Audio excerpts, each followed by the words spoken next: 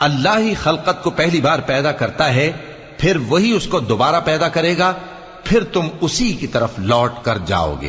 اور جس دن قیامت برپا ہوگی، گناہگار نا امید ہو جائیں گے، اور ان کے بنائے ہوئے شریکوں میں سے کوئی ان کا سفارشی نہ ہوگا، اور وہ اپنے شریکوں سے منکر ہو جائیں گے۔ اور جس دن قیامت برپا ہوگی، اس روز وہ الگ الگ فرقے ہو جائیں گے۔